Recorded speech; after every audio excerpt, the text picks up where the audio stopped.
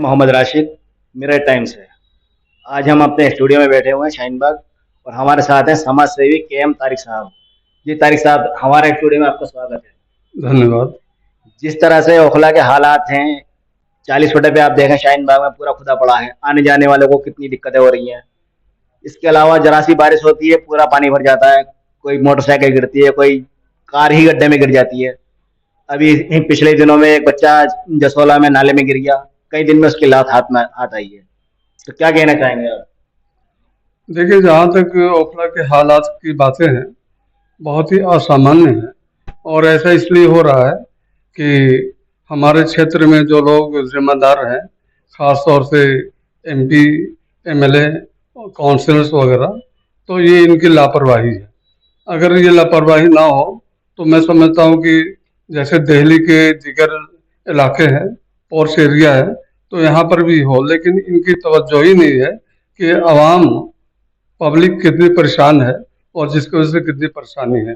आपने अभी जैसे बताया कि एक बच्चा नाले में गिर गया जसोला के पास और वो जामिया थाना के पास पाया गया, तो आखिर उस नाले को क्यों नहीं भरा जा रहा है।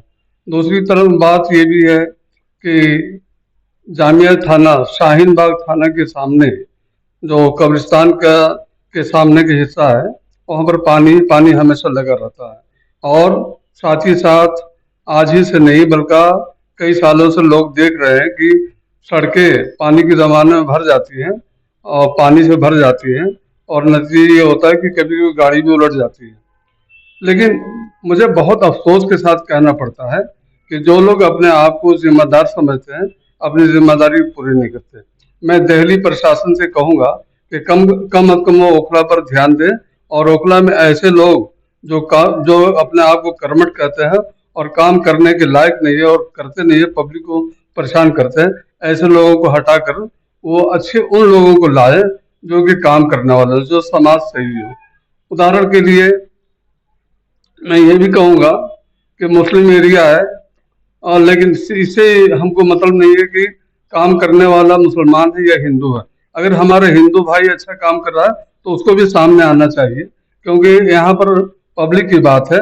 और सबसे बड़ी बात यह है कि लोग एक तरफ तो पढ़ते हैं कि सफाई होनी चाहिए, और दूसरी तरफ देखते हैं कि आए दिन इस तरह की परेशानियां हो रही हैं, लोगों को परेशानी है।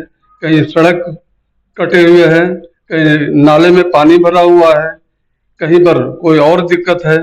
तो इस तरह से आवाम को जो परेशानी है, कम अज कम उन लोगों को तो जरूर सोचना चाहिए जिन्होंने ये जिम्मेदारी ली है कि हाँ, हम इसको देखेंगे। अगर बाय वो ये नहीं सोचते हैं तो फिर मैं यही कहूँगा, एक एजुकेटेड होने के नाते, कि प्रशासन कम अज कम ऐसे लोगों को चेक करे और ये देखे कि ओखला में गंदगी है तो वो गंदगी क्यों नहीं दूर हो रही है, और सड़कें कटी हुई है तो वो क्यों नहीं ठीक हो रही है। और इसके लिए मैं समझता हूँ कि प्रशासन को विशेष रूप से हमारे ओखला क्षेत्र पर ध्यान देना चाहिए और अच्छे लोगों को सामने लाना चाहिए। मेरा अपना यही विचार है। जिस तरह से देख रहे हैं कि शाहीन बाग में 40 फुटा काफी टाइम से जो है खुदा पड़ा है और आने जाने वालों को इतनी दिक्कत हो रही है, मार्केट वाले परेशान हैं, लोग आ नहीं पा रहे हैं। और दूसरा, यहाँ होटल की एक मार्केट है, जावेद फेमस नहारी और कबाब वाले और दुनिया भर के जितने मशहूर प्रोडक्ट हैं यहाँ पे सब मौजूद हैं। लेकिन लोग यहाँ पे आते हैं, लेकिन गंदगी देख के वापस चले जा रहे हैं। और ना तो मतलब पैदल चलना दुश्वार हो गया है यहाँ पर। क्या कहना चाहेंगे कि इसके लिए कौन जिम्मेदार है? आप जिस सड़क की बात कर रहे हैं, 40 फीटा की, इत्तेफाक से मेरा 2-3 बार गुजरना हुआ। और जब जब मैं गुजरा हुआ, आज भी, आज 27 अगस्त है और आज भी मेरा गुजर हुआ, तो थोड़ी थोड़ी बारिश हो रही थी, लेकिन पानी इतना भरा हुआ था, कीचड़ इतने ज्यादा थे कि मैं खुद, मेरे जूते में जो कीचड़ आ गए, और मेरे सामने 2 आदमी जो बूढ़े बूढ़े थे वो बेचारे गिर गए फिसल कर।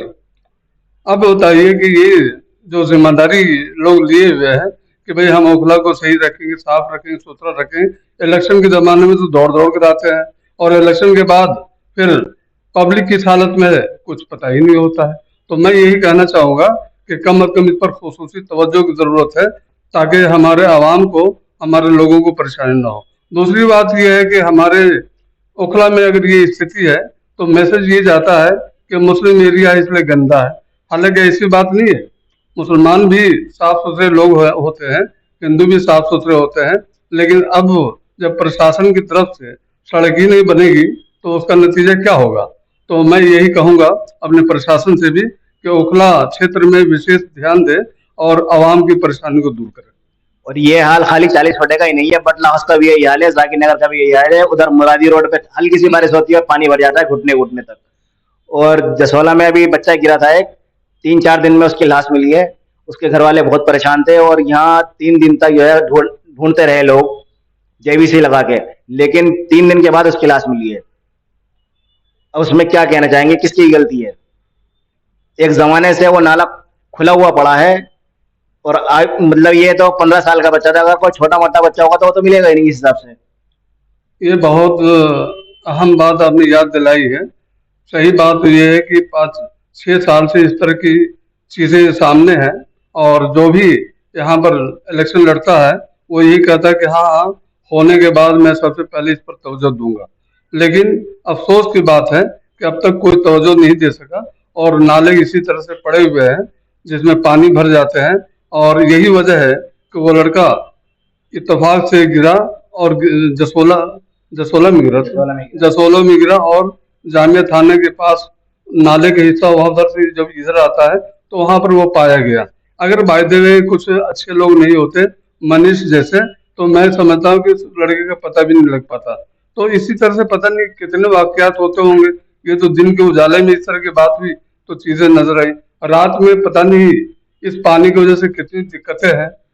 शाहीन बाग के थाने के सामने जो पानी है उससे भी कितनी दिक्कतें हैं। शाहीन बाग के पास जो नाला खुला खुला हुआ पड़ा है, उसमें भी थोड़ी सी बारिश होती है तो पता ही नहीं चलता कि नाला कहाँ पर है। ऐसा ही जसोला का हाल है, पानी भर जाता तो नाले का और पानी का रोड का पता नहीं चलता है कहाँ पर है। अब इसके लिए लोगों ने धरना भी दिया था, खुद मेरे सामने कई बार लोगों ने एहतजाज किया, लेकिन यहाँ के जो जिम्मेदार है वो ये कहता है कि हाँ हाँ बिल्कुल ठीक हो जाएगा और बहुत जल्दी ठीक हो जाएगा। लेकिन धोखाबाजी की इंतहा है कि कहने के बावजूद भी वो इस पर अमल पैरा नहीं होता है। अल्लाह ताला उसको हिदायत दे, कम अज कम करे, और अगर नहीं करता है तो वो अपने आप को खुद पीछे हटा ले और आवाम के उन लोगों को सामने आने दे जो कि काम करने की इच्छा रखते हैं और जो चाहते हैं कि हम आवाम के लिए कुछ काम करें। एक तो खुद करते नहीं और दूसरे अच्छे लोगों को आने नहीं देते, ये कहाँ की मतलब ईमानदारी है। तो मैं यही चाहूंगा कि प्रशासन इसमें हिस्सा ले और ये देखे कि ये लोग जिनको जिम्मेदारियां दी गई हैं तो ये लोग काम कर रहे हैं या नहीं कर रहे हैं। अगर बाय द वे काम नहीं करते हैं तो कम अज कम वो अच्छे लोगों को ले आए ताकि हम हमारे आवाम को परेशानी ना हो। और आवाम नास जो कि सिर्फ ओखला के ही नहीं होता है, पता नहीं दिन भर में कहाँ कहाँ के लोग आते हैं, सबको कोई दिक्कत ना हो, सब आसानी के साथ चल सके और सड़कों के पानी खत्म हो जाए और नाले वगैरह भर जाए और ठीक से हो ताकि हमारे व्यक्तियों को कोई दिक्कत ना हो। ये थे हमारे साथ समाज सेवी मिस्टर KM तारिक साहब। मैं यही चाहूंगा जो भी ओखला के अंदर नेता हैं, काउंसलर है या विधायक हैं, जिसका जो काम है वो अपनी पूरी ईमानदारी से करे। और जिस तरह से बटला हाउस में पानी भर जाता है, गाड़ियां फंस जाती हैं, उससे भी थोड़ा सा निजात दिलाएं और पानी निकालने का कोई रास्ता बताएं। जी तारिक साहब कुछ कहना चाह रहे हैं? मैं बहुत ही आपके माध्यम से ये कहना चाहूंगा कि ईश्वर इस चैनल को दिन दूनी और रात चौगुनी तरक्की दे ताकि ये चैनल एक सही बात को सामने लाती है। बहुत से चैनल मैंने देखे जहाँ पर मैं इंटरव्यू देता रहता हूँ कि बस इधर उधर की बातें करते हैं, लेकिन आज जो बात हुई है सड़कों की ये बिल्कुल सही है। और प्रशासन का कोई जिम्मेदार आदमी अगर यहाँ पर दौरा करता है तो मैं ये समझूंगा कि वो मिरर टाइम की सराहना करेगा, क्योंकि मिरर टाइम एक सच्ची खबर लेकर आता है। तो मेरी ईश्वर से प्रार्थना है कि ये चैनल हम दिन दूनी रात चौगुनी तरक्की करता रहे और इसके जो मालिक हैं जैद मंजूर साहब और रिपोर्टर राशिद साहब, ये भी अपने काम को बहुत आगे बढ़ाते रहे, जो बड़े सच्चाई के साथ काम कर रहे हैं और ऐसे व्यक्तियों की जरूरत है। और मैं ये चाहूंगा कि मिरर टाइम इसी प्रकार से अच्छी अच्छी खबरें देता रहे, सच्चाई की खबरें देता रहे, ताकि व्यक्तियों को परेशानी ना हो और प्रॉब्लम ना हो। और मैं सरकार से फिर दोबारा कहूंगा, जो यहाँ की सरकार है भारतीय जनता पार्टी की, कि कम अज कम ओखला पर विशेष तवज्जो दे और ओखला की इन समस्याओं का समाधान करें। धन्यवाद। शुक्रिया शुक्रिया तारिक साहब, थैंक यू। देखते रहिए मिरर टाइम्स।